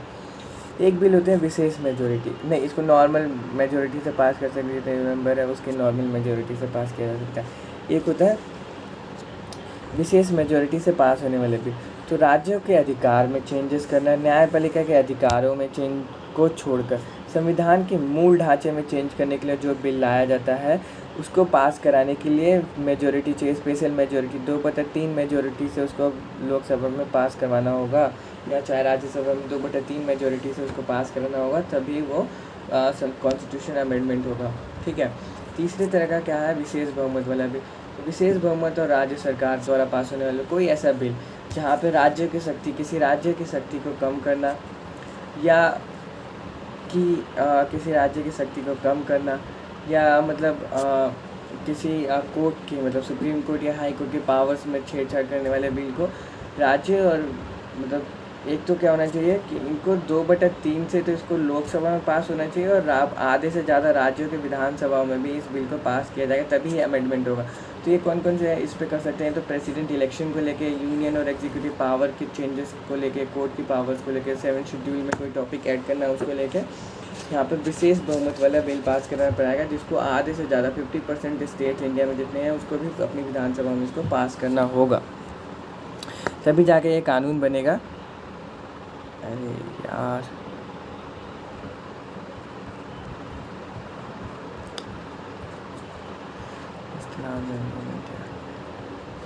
ठीक है, तभी जाके क्या बनेगा, कानून बनेगा। अब कहते हैं भारत की संचित निधि। तो भाई आर्टिकल 266 ये बताता है भारत की संचित निधि के बारे में, बताता है जिसको कंसोलिडेटेड फंड कहते हैं। ये भारत सरकार का क्या खजाना है, यहीं से सबको क्या दी जाती है, सैलरी दी जाती है, सैलरी पेंशन, सैलरी दी जाती है, पेंशन दी जाती है। भारत सरकार में जितना पैसा आता है वो यहाँ जमा होता है, भारत सरकार इसमें से टैक्स बिल जितना भी पैसा सब आता है यहीं जमा होता है। ये गवर्नमेंट ऑफ इंडिया का खजाना है, बजट भी इसी फंड से दिया जाता है, सैलरी भी इसी फंड से दिया जाता है। ये तो क्या है, हमारी कंसोलिडेटेड फंड है, संचित निधि है। उसके बाद आती है हमारी आस्मिकता निधि। आस्मिकता निधि को क्या कहते हैं, इमरजेंसी फंड या कंटीजेंसी फंड, ये आर्टिकल 266 में बताया गया इमरजेंसी फंड होता है। इसको नेचुरल डिज़ास्टर के टाइम यूज़ किया जाता है। 2005 से पहले इसमें 50 करोड़ रिजर्व रहता था, अभी क्या है 2005 का, तो इसमें 500 करोड़ रिजर्व रहता है। अब देखते हैं हम संसदीय समितियाँ। तो संसदीय समितियाँ की बात जो है, 2 तरह की संसदीय समितियाँ होती है। संसदीय समितियों के 4 बनाने के बाद क्या थी, लॉर्ड चैम्सफोर्ड में 1919 में, लॉर्ड चैम्सफोर्ड में 1919 में क्या कहता है, संसदीय समिति बनाने की बात की गई थी। 1919 एक्ट के बाद संसदीय समिति बनी थी। तो 1921 में इसमें पहली बार लागू किया गया था, जो कमेटियाँ बनी थी, ठीक है। संसदीय समितियाँ जब बनानी कब चालू हुई, तो लॉर्ड चैम्सफोर्ड के टाइम पे 1919 में जब एक्ट लाया गया था ना, मॉन्टेग्यू चैम्सफोर्ड एक्ट, तब से चालू। तो ये 2 तरह की होती है, एक तो परमानेंट होती है और एक होती है नॉन परमानेंट कमेटी होती है। एक परमानेंट कमेटी होती है और एक नॉन परमानेंट कमेटी, जो इन्वेस्टिगेशन पर्पस से, एडवाइजरी पर्पस से बनाई जाती है। इसमें लोक लेखा समिति, प्राक्कलन समिति, लोक कर्म समिति, ये सब ऐड किया जाता है। तो देखते हैं सबसे पहले लोक लेखा समिति के बारे में, पब्लिक अकाउंट कमेटी, लोक लेखा कमेटी के बारे में देखते हैं। तो इसको स्मॉल लोकसभा कहा जाता है, इसको लघु लोकसभा भी कहा जाता है। लोक लेखा समिति को लघु लोकसभा भी कहा जाता है, क्योंकि लोकसभा अध्यक्ष इस कमेटी का अध्यक्ष चुनता है और परंपरा के अनुसार विपक्षी दल का नेता इस कमेटी का अध्यक्ष होता है। इसमें राज्यसभा के मतलब को हेल्पर होते हैं, राज्यसभा के मेंबर ऐसे को हेल्पर वर्क करते हैं और उनको वोट देने का राइट नहीं होता। तो राज्यसभा के मेंबर वोट नहीं डाल सकते इस कमेटी में, तो इसको स्मॉल लोकसभा कहा जाता है, लोक लेखा कमेटी को। इसकी रिपोर्ट पर लोकसभा में बहस हो सकती है, इसकी रिपोर्ट पर लोकसभा में बहस हो सकती है। जो मेंबर होते हैं तो लोकसभा से 15 मेंबर आते हैं, राज्यसभा से 7 मेंबर, टोटल कितने 22 मेंबर होते हैं। तो लोकसभा से 15 मेंबर, राज्यसभा से 7 मेंबर, और इनको चुनने का क्या होता है 2/1 के रेशियो में चुनते हैं, 2 लोकसभा से तो 1 राज्यसभा से, ऐसे ही इसको चुना जाता है। टाइम पीरियड इस कमेटी का होता है 1 साल के लिए बनाई जाती है। सरकार के साल भर के खर्चे, अकाउंट की जांच करना, कैग की रिपोर्ट की जांच करना, कैग की सहायता करना, ये सब होता है। तो ये प्राक्कलन कमेटी की जुड़वा बहन कहा जाता है, इसको प्राक्कलन कमेटी की जुड़वा बहन कहा जाता है। और कैग इस कमेटी का क्या होता है आँख कान नाक बड़ा भाई, ये सब कहा जाता है। इस कार्यालय का मतलब इसका जो कार्यालय है लोकसभा सचिवालय, इसका क्या है कार्यालय है लोक लेखा समिति। तो विपक्ष नेता इस कमेटी का मेंबर बनाया जाता है। अब आते हैं प्राक्कलन कमेटी। तो प्राक्कलन कमेटी जो ये कमेटी है, प्राक्कलन कमेटी सबसे बड़ी संसदीय कमेटी है, 30 मेंबर होते हैं, सभी सबके सब लोकसभा से होते हैं। प्राक्कलन कमेटी सबसे बड़ी संसदीय कमेटी है, प्राक्कलन कमेटी सबसे बड़ी संसदीय कमेटी है। यह कमेटी सरकार के खर्चों में कैसे कमी लाया जाए उस पर काम करती है, प्रशासन कैसे अच्छा काम करे उस पर काम करती है, वित्तीय कार्य संबंधित सरकार की गाइडेंस देना, इस पर ये काम करती है प्राक्कलन कमेटी। इसमें जो 30 मेंबर होते हैं सबके सब लोकसभा से होते हैं, राज्यसभा से एक भी मेंबर नहीं होता है। इनका टर्म पीरियड 1 साल का होता है, मई में चलती है और 30 अप्रैल को ख़त्म हो जाती है, ठीक है। तो इसका अध्यक्ष कहाँ से आता है, तो इसका जो अध्यक्ष होता है लोकसभा स्पीकर नॉमिनेट करता है। अगर डेप्यूटी स्पीकर इस कमेटी का मेंबर है तो वही इसका क्या होगा अध्यक्ष होगा। इस कमेटी की रिपोर्ट पर लोकसभा में बहस नहीं की जा सकती। एक आती है कमेटी ऑन पब्लिक अंडरस्टैंडिंग, लोक उपक्रम की कमेटी। इसमें 22 मेंबर होते हैं, लोकसभा से 15, राज्यसभा से 7 मेंबर होते हैं। 1 साल का टर्म पीरियड होता है। लोकसभा स्पीकर द्वारा इसका अध्यक्ष नॉमिनेट किया जाता है। ये क्या कहते हैं LIC, एयर इंडिया, जितने भी सरकारी उपक्रम हैं उसकी जाँच की जाती है। तो इसका जो है ना सरकारी कंपनी में जाता होता है, तो इसमें कोई मंत्री इसमें पार्टिसिपेट नहीं करता है, ठीक है। अरे यार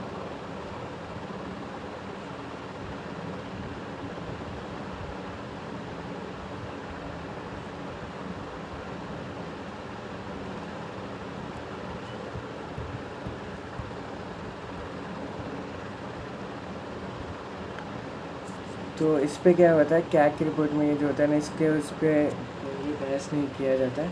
SC और ST कमेटी, इसमें भी 30 मेंबर होते हैं, तो ये प्राक्कलन कमेटी के बराबर ही है। 20 मेंबर लोकसभा से, 10 मेंबर राज्यसभा से होते हैं। बिजनेस एडवाइजरी कमेटी, इसमें 15 मेंबर। ये जो कमेटी है बिजनेस एडवाइजरी कमेटी, ये दोनों सदन में अलग अलग बनाई जाती है। लोकसभा में अलग बनाई जाती है, राज्यसभा में अलग बनाई जाती है। लोकसभा 15 मेंबर की, राज्यसभा में 11 मेंबर की बनाई जाती है। सदन की कार्यवाही ये सब पे ये ध्यान देती है। कार्य मंत्रणा कमेटी, कॉन्स्टिट्यूशनल बॉडीज़ के बारे में बात की जाए तो कॉन्स्टिट्यूशनल बॉडीज़ के बारे में अगर बात की जाए तो सबसे पहले आता है यूपीएससी जो है पार्ट 4 में आता है। आर्टिकल 315 और 323, 315 से 323 के बीच में यूपीएससी आता है। तो सबसे पहले जो यूपीएससी था ना उसके लिए जो है ना एक कमेटी बनाई गई थी 1924 में, ली आयोग बनाया गया था 1924 में। उसी की रिकमेंडेशन को 1925 में सबसे पहले सिविल सर्विसेज कमेटी का गठन किया गया था। उस टाइम मॉडर्न हिस्ट्री में जब अंग्रेजों का शासन चला था। तो यूपीएससी जो है चैम्सफोर्ड एक्ट 1919 से बना और पहला यूपीएससी 1926 में बना, ली आयोग की सिफारिश पे बना था, ठीक है। तो इसका जो अध्यक्ष होता है ना और सदस्य होता है उसकी अपॉइंटमेंट कौन करता था, प्रेसिडेंट अपॉइंटमेंट करता है। टोटल मेंबर इसके 10 होते हैं और प्रेसिडेंट जो है इसमें मेंबर घटा या बढ़ा सकता है, ठीक है। टर्म पीरियड क्या होता है 6 साल या 65 वर्ष, जो सबसे पहले पूरा हो जाए उसके लिए इसको अपॉइंट किया जाता है। यूपीएससी के मेंबर्स को अपॉइंट किया जाता है 6 साल या 65 वर्ष, जो सबसे पहले पूरा हो जाए वो होता है स्टेट PCS। तो स्टेट PCS के जो मेंबर होते हैं उसके अध्यक्ष और सदस्य को गवर्नर अपॉइंट करता है, ठीक है। टर्म पीरियड 6 साल या 62 साल, जो सबसे पहले पूरा हो जाए वो किया जाता है। हटाने का प्रोसेस है प्रेसिडेंट ही हटाता है, सुप्रीम कोर्ट के कहने पर हटा सकता है प्रेसिडेंट, गवर्नर इसको नहीं हटाता, ठीक है। अब हम बात करते हैं फाइनेंस कमीशन के बारे में बात करते हैं। फाइनेंस कमीशन, तो फाइनेंस कमीशन जो है उसका गठन होता है भाई, वित्त आयोग का गठन होता है 280, पार्ट 12 में वित्त आयोग का गठन होता है। 280 में इसका फॉर्मेशन होता है, वित्त आयोग बनता है। वित्त आयोग के अध्यक्ष को कौन अपॉइंट करता है, तो राष्ट्रपति अपॉइंट करता है अध्यक्ष और सदस्य। एक अध्यक्ष होता है, 4 सदस्य होते हैं। टर्म पीरियड इनका 5 साल के लिए होता है। राज्य वित्त आयोग का गठन होता है आर्टिकल 243, मतलब सेंट्रल वित्त आयोग का गठन होता है 280, राज्य वित्त आयोग का गठन होता है 280, जो चुनाव आयोग ये सबके लिए काम देखता है, मुख्य लोगों का खर्चा देखता है। 281 में प्रेसिडेंट वित्त आयोग की सिफारिशों को कहाँ पर रखवाता है? संसद में रखवाता है। तो प्रेसिडेंट वित्त आयोग की सिफारिशों को कहाँ 281 से संसद में रखवाता है। वर्क ऑफ फाइनेंस कमीशन, ये सेंट्रल और स्टेट के बीच में टैक्स का बंटवारा करता है, राज्य की संचित नीति, पंचायती राज में पैसों का डिस्ट्रीब्यूशन, यही सब देखता है। तो पहला फाइनेंस कमीशन जो बनाया गया था, पहला जो फाइनेंस कमीशन बनाया गया था उसके जो अध्यक्ष थे KC नियोगी थे। अभी जो हमारा फाइनेंस कमीशन चला हुआ 15वां फाइनेंस कमीशन चल रहा है, जो 2026 तक वर्क करेगा, 2026 तक वर्क करेगा। तो 15वां फाइनेंस कमीशन के अध्यक्ष कौन है? NK सिंह है। जो 2021 से 2026 तक इनको एक्सटेंशन दिया गया, 2026 तक ये वर्क करेगा। अब देखते हैं हम इलेक्शन कमीशन। इलेक्शन कमीशन जो भाई ये बनता है वो बनता है, इलेक्शन कमीशन को पार्ट 15 में आर्टिकल 324 से 329 में इलेक्शन कमीशन है। तो इलेक्शन कमीशन का जो फॉर्मेशन होता है बाय आर्टिकल 324 से इलेक्शन कमीशन का फॉर्मेशन होता है, ठीक है, फॉर्मेशन होता है। इलेक्शन कमीशन का फॉर्मेशन होता है 1924 और 324 से होता है, पार्ट 15 में इसको ऐड किया गया है। इलेक्शन कमीशन जो सबसे पहले बनाया गया था 1950 में बनाया गया था, ठीक है। तो इनकी अपॉइंटमेंट कौन करता है? तो इलेक्शन कमीशन जो है इनकी अपॉइंटमेंट करता है प्रेसिडेंट द्वारा, इनकी अपॉइंटमेंट की जाती है इलेक्शन कमीशन की। चीफ इलेक्शन कमिश्नर और अन्य चुनाव आयुक्त। तो चीफ इलेक्शन कमिश्नर एक होता है जिसको 6 साल या 65 वर्ष की उम्र तक के लिए अपॉइंट किया जाता है। चुनाव आयुक्त तो अन्य चुनाव आयुक्त जो होते हैं इलेक्शन कमिश्नर होते हैं उनको 6 साल या 62 साल के वर्ष के लिए अपॉइंट किया जाता है। तो अभी इसमें है, एक होता है हमारा election commissioner, chief election commissioner, और 2 होते हैं उसके इलेक्शन कमिश्नर होते हैं। पहले एक ही सदस्य होता था 1993 तक, अभी उसको 1993 के बाद बढ़ा दिया गया। तो इसको क्या होता है, सुप्रीम कोर्ट के जजेस के बराबर सैलरी और पेंशन मिलता है, और सुप्रीम कोर्ट के जज के बराबर क्या होता है, ये इक्विवेलेंट होता है। कौन? तो ये इक्विवेलेंट होता है सुप्रीम कोर्ट के जज के बराबर। कौन इक्विवेलेंट होता है? तो ये होता है हमारा election commissioner, chief election commissioner जो होता है सुप्रीम कोर्ट के CGI के बराबर होते हैं। काम होता है वोटिंग लिस्ट इलेक्शन करना, ये सब काम इनका होता है, ठीक है। तो इनको बचाने के लिए कुछ संवैधानिक प्रावधान दिए गए। चीफ इलेक्शन कमिश्नर का इम्पीचमेंट जैसे प्रोसेस से ही हटाया जा सकता है। Chief election commissioner supreme court के चीफ जस्टिस ऑफ इंडिया के इक्विवेलेंट होता है। इनका सैलरी जो संचित निधि से दिया जाता है। All about EVM। तो EVM के लिए देखो, सबसे पहले जो है ना, केरल में EVM से चुनाव हुआ था। गोवा का पूरा स्टेट इलेक्शन EVM से हुआ था 1999 में। 2004 का पूरा इलेक्शन लोकसभा वाला किससे हुआ था? EVM से हुआ था। 2009 से लोकसभा और विधानसभा के चुनाव EVM से हो रहे हैं। अभी जो हम EVM यूज़ करते हैं वो है Mark 3 EVM यूज़ करते हैं हम, ठीक है। 2013 में VVPAT जो का चुनाव जो हुआ था नागालैंड में, नागालैंड के विधानसभा चुनाव में हुआ था। तो अभी हम जो EVM यूज़ करें Mark 3 EVM। राष्ट्रीय दल का दर्जा हासिल करने के लिए क्या चाहिए कि लोकसभा चुनाव में कुल डाले गए वोटों का 6% वोट मिलना चाहिए, ठीक है। 4 नए राज्यों में डाले गए टोटल का भी 6% वोट मिलना चाहिए। एक से अधिक राज्यों में 4 सीटें जीती हो, चाहे लोकसभा में 2% सीट हो, जो अलग से 3 अलग अलग स्टेट में हो, ये होनी चाहिए। तो यही सब है। अभी कुल हमारे पास 8 नेशनल पार्टीज़ है इंडिया में, हमारी टोटल 8 नेशनल पार्टीज़ है। और 1993 से फ़ोटो वाला हमारा वोटर ID कार्ड यूज़ किया जा रहा है। 1993 में फ़ोटो वाला वोटर ID कार्ड यूज़ किया जा रहा है। नीति आयोग भी हमारी कॉन्स्टिट्यूशनल बॉडी है। नीति आयोग से पहले हमारा प्लानिंग कमीशन था 1950 में, जॉन मथाया ने फाउंड किया था इसको, ठीक है। नीति आयोग जो बनाया गया था 1 जनवरी 2015 को बनाया गया था। नीति आयोग का अध्यक्ष कौन होता है? PM होता है। उपाध्यक्ष राजीव कुमार है। CEO इनके कौन है? अमिताभ कांत है। गवर्निंग काउंसिल में राज्यों के CM और यूनियन टेरिटरी के LG होते हैं। इसको क्या बोला था? सुपर कैबिनेट बोला जाता है। तो नीति आयोग हो गया। नीति आयोग और राज्य और केंद्र के बीच में संबंध।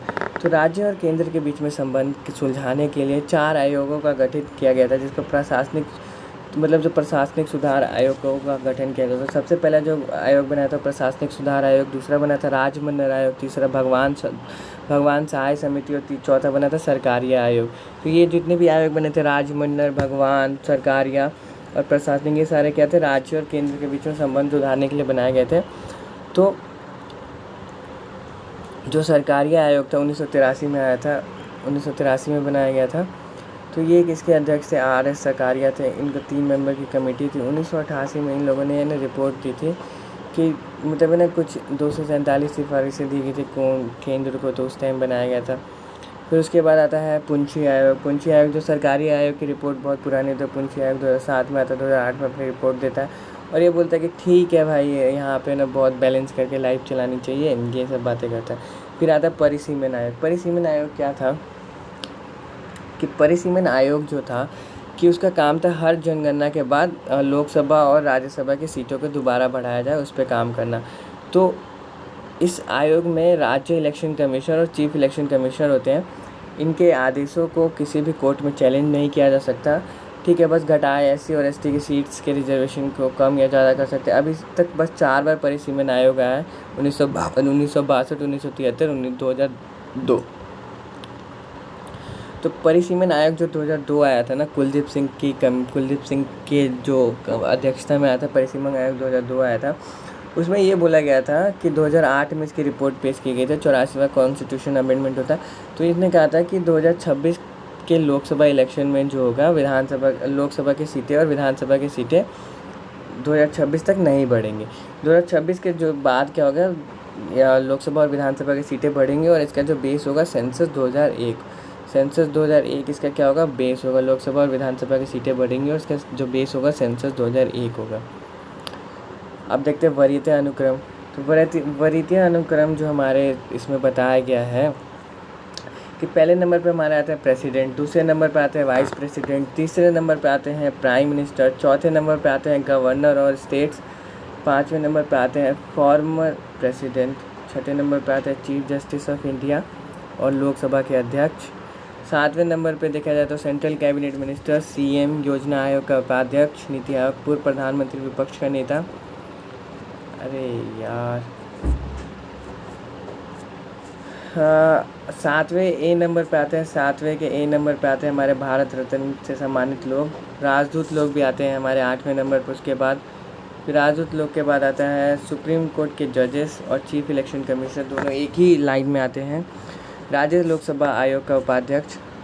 लोकसभा का उपाध्यक्ष, नीति आयोग के सदस्य और राज्य मंत्री।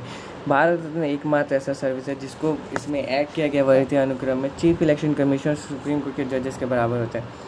तो जो हम देख सकते हैं प्रेसिडेंट के बाद वाइस प्रेसिडेंट, फिर प्राइम मिनिस्टर, फिर गवर्नर ऑफ स्टेट्स, ठीक है, former president, chief justice of India, Lok Sabha अध्यक्ष, सेंट्रल कैबिनेट मिनिस्टर, CM, योजना आयोग का उपाध्यक्ष, पूर्व प्रधानमंत्री, विपक्ष का नेता, भारत रत्न से सम्मानित लोग, राजदूत, सुप्रीम कोर्ट के जजेस, chief election commissioner, CAG, Rajya Sabha Lok Sabha का उपाध्यक्ष, नीति आयोग के सदस्य और राज्य मंत्री। अब देखते हैं हम इम्पोर्टेंट वोकैब्स देख लेते हैं। इम्पोर्टेंट वोकैब्स यहाँ पे ये है कि इम्पोर्टेंट वोकैब से तात्पर्य ये है कि एडजर्नमेंट, स्थगन प्रस्ताव क्या होता है कि कुछ महीनों के लिए उसके लिए मतलब संसद की कार्यवाही को स्थगित कर दिया जाता है। प्रोग्रेशन, सत्रावसन, कि प्रेसिडेंट और गवर्नर कहने पर संसद की बैठक समाप्त कर दी जाती है, इसको कहते हैं प्रोग्रेशन। प्रश्नकाल क्या होता है, क्वेश्चन आवर। यहाँ पे लोकसभा और राज्यसभा में 11 बजे के बाद प्रश्न आवर शुरू होता है। 11 से 12 बजे तक क्या होता है कि शुरू का पहला 1 घंटा क्या होता है, क्वेश्चन आवर होता है, जहाँ पे मंत्रियों से अन्य सांसद क्वेश्चन पूछते हैं। इसमें 2 तरह के क्वेश्चन होते हैं, स्टार्टेड क्वेश्चन, अनस्टार्टेड क्वेश्चन। तो कहने का मतलब है स्टार्टेड क्वेश्चन ये होते हैं जिसमें मंत्रियों द्वारा बोल कर जवाब दिया जाता है, और अनस्टार्टेड क्वेश्चन वहाँ पर रिटर्न में जवाब दिया जाता है, ठीक है। शून्यकाल क्या होता है कि प्रश्नकाल के बाद 0 आवर, प्रश्नकाल के बाद का समय 1 घंटा जो होता है शून्यकाल होता है, जैसे 12 से 1 होता है। ये कॉन्स्टिट्यूशन में नहीं है, बस मीडिया द्वारा इसका नाम दिया गया। इसमें अविलंब होता है, पहले ये 12 से 1 होता था, अब 1 से 2 होता है। यहाँ पे क्या होता है, इंपॉर्टेंट टॉपिक्स जो क्वेश्चंस होते हैं वो उठाए जाते हैं, इसको कहते हैं 0 आवर। विश्वास प्रस्ताव, कॉन्फिडेंस मोशन। तो कॉन्फिडेंस मोशन लोकसभा में ही लाया जा सकता है और सरकार या मंत्रिपरिषद ही अपने उसके लिए लेके आती है, मेजोरिटी दिखाने के लिए कॉन्फिडेंस मोशन लेके आती है। नो कॉन्फिडेंस मोशन लोकसभा में विपक्ष द्वारा लाया जाता है। 50 मेंबर का एटलीस्ट उस पर साइन होना चाहिए। किसी भी मंत्री अगेंस्ट पास हो जाता है तो उनको सरकार उनकी गिर जाती है। स्थगन प्रस्ताव, एडजस्टमेंट मोशन। अब आते हैं हम अमेंडमेंट। तो जो पहला अमेंडमेंट किया गया था वो 1951 में किया गया था, जिसमें 9वें शेड्यूल को जोड़ा गया था, जिसमें कुछ कानून जिनको जुडिशियल रिव्यू से छूट प्राप्त कर दिया गया था। लैंड रिफॉर्म को ऐड करके 301A में डाल दिया गया था। तो पहला कॉन्स्टिट्यूशनल अमेंडमेंट 1951 में हुआ था। वहीं बात करते हैं 7वां कॉन्स्टिट्यूशन अमेंडमेंट हुआ था 1956 में। इसमें जो किया गया था, भाषा के आधार पर राज्यों का पुनर्गठन हुआ था और विधानसभा में सीटों का डिस्ट्रीब्यूशन हुआ था, ठीक है। अब पहले 3 स्टेज में स्टेट का क्लासिफिकेशन होता था, ABC, जिसको समाप्त कर दिया गया। गवर्नर 2 से ज़्यादा राज्यों में भी काम कर सकता है। तो ये 7वां अमेंडमेंट हुआ था 1956। अभी देखते हैं 15वां अमेंडमेंट। 15वां अमेंडमेंट हुआ था 1963, जहाँ पे हाई कोर्ट के जजेस का रिटायरमेंट एज 7 साल से बढ़ाकर 62 साल कर दिया गया था। ठीक है, तो ये हुआ था 15वां अमेंडमेंट 1963। फिर होता है 31वां अमेंडमेंट होता है 1972 में। लोकसभा की सीटें जो है बढ़ाकर 525 से 545 कर दी गई 1972 में। यूनियन टेरिटरी में लोकसभा की सीटें 25 से बढ़ाकर कम कर दी गई, 20 कर दी गई। तो ये हुआ 31वां कॉन्स्टिट्यूशन अमेंडमेंट। अब आता है 41वां कॉन्स्टिट्यूशन 41वां कॉन्स्टिट्यूशन अमेंडमेंट। तो 41वां कॉन्स्टिट्यूशन अमेंडमेंट 1976 में होता है। स्टेट पीसीएस के मेंबर की एज बढ़ाकर 60 साल से 62 साल कर दी गई। यूपीएससी में रिटायरमेंट एज 65 साल कर दी गई। तो 41वां कॉन्स्टिट्यूशन अमेंडमेंट 1976 में होता है। अब देखते हैं 42वां कॉन्स्टिट्यूशन। 42वां कॉन्स्टिट्यूशन अमेंडमेंट, इसको मिनी कॉन्स्टिट्यूशन कहा जाता है। यह अमेंडमेंट स्वर्ण सिंह कमेटी की रिकमेंडेशन पे हुआ था। स्वर्ण सिंह कमेटी की रिकमेंडेशन पे यह अमेंडमेंट किया गया था। इसमें क्या किया गया था, संविधान की प्रस्तावना में समाजवादी, धर्मनिरपेक्ष, अखंडता सब जोड़े गए थे। पहला तो ये हुआ था 42वां कॉन्स्टिट्यूशन अमेंडमेंट में, समाजवादी, धर्मनिरपेक्ष, अखंडता जैसे शब्द जोड़े गए थे। पार्ट 4A आर्टिकल 51A में 10 फंडामेंटल ड्यूटीज़ को जोड़ा गया था। ठीक है, फंडामेंटल ड्यूटीज़ जोड़ा गया था, स्वर्ण सिंह कमेटी की रिकमेंडेशन पे हुआ था। टोटल अभी 11 फंडामेंटल ड्यूटीज़ हैं। लोकसभा का टर्म पीरियड 5 से 6 साल का कर दिया गया था।